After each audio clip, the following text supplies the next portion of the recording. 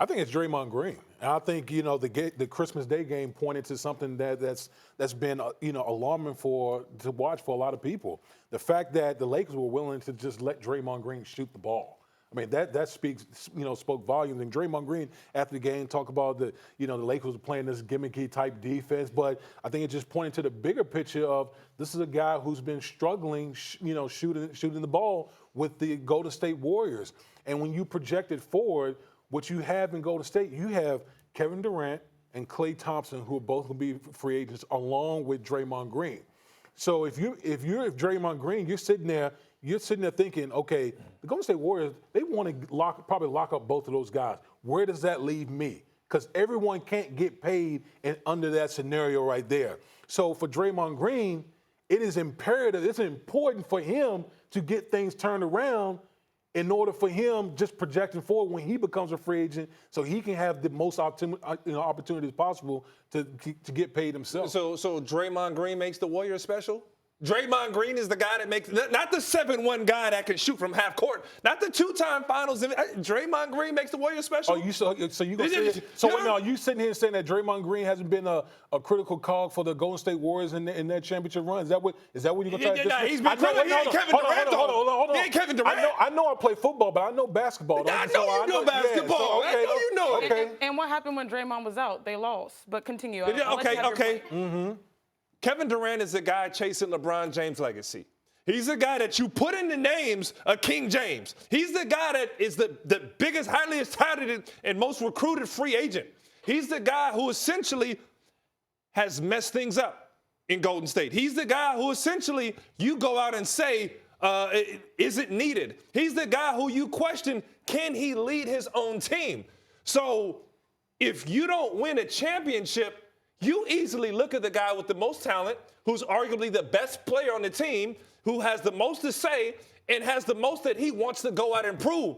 So if the Golden State Warriors don't get it done, because obviously Steve Kerr knows he's got to coach, he's got to do his thing, but it's a players' league, and Kevin Durant is what makes the Golden State Warriors special, and he's got a lot to prove. So I don't know how it's Draymond Green. See, I don't know. My thing is, with Kevin Durant leaving OKC and then going to the Golden State Warriors, there probably was not a more scrutinized athlete since LeBron James and his decision than Kevin Durant.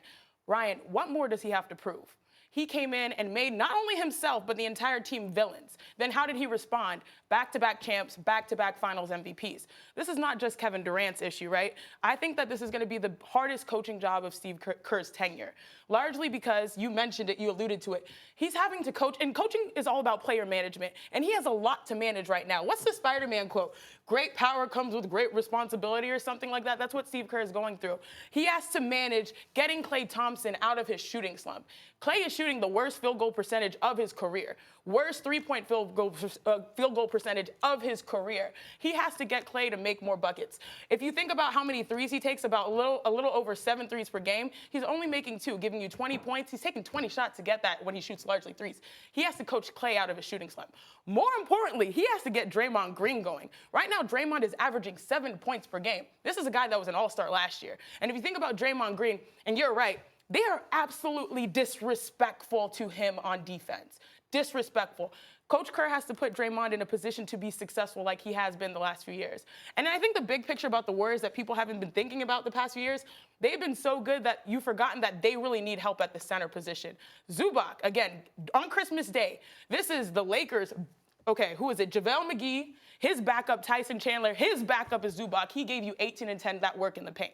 They've had an issue with rim protection. They have a lot of issues that Steve Kerr has to address. But I think number one above them all is the fact that no one's afraid to play the Warriors anymore. Their fear factor is at an all-time low. Teams are getting up for them. They're realizing that, hey, surprise third quarter, we have to come and play. So it's not just Kevin Durant. He's already proven what he can do, what he's capable of. It's about the entire team mentality. Putting Draymond in a better position.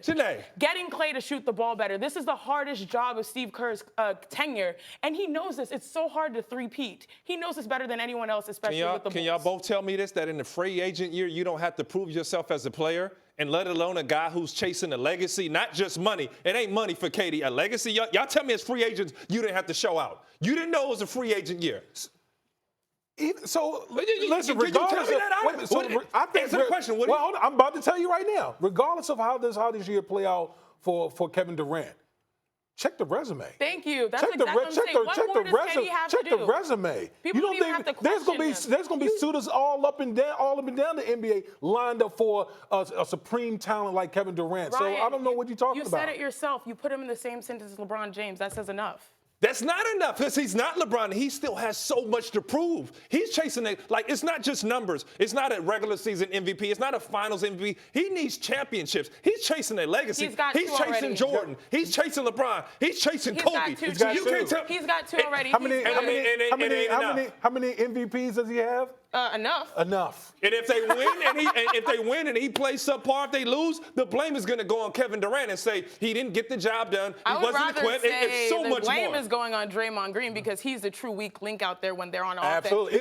Whoa. Wait a minute. So they're not. So right now, when teams are playing the Golden State Warriors, it's essentially. Would you agree? It's like 4 They're on 5. playing 4 on 5. Right They're now, absolutely disrespectful. ultimately, Draymond is injured. Coming to finals time, his impact will never show up in numbers, and it hasn't. It's rebounding, it's blocking shots, it's pushing tempo, it's getting that hockey assist. He does different things to that team that you don't necessarily see on paper. Both y'all know that. We play selfless positions, okay? It's not just Draymond. It's a whole bunch of things. A lot of shooting that's issues with Draymond, with Clay, and then also The ball you have sticking. and then Steve Kerr has to manage all the personalities, especially with free agency. I don't know how the most scrutinized guy in the last 5 years in the NBA, Kevin Durant, wouldn't get blamed if they don't win the finals. He'll show him your rings. That's why.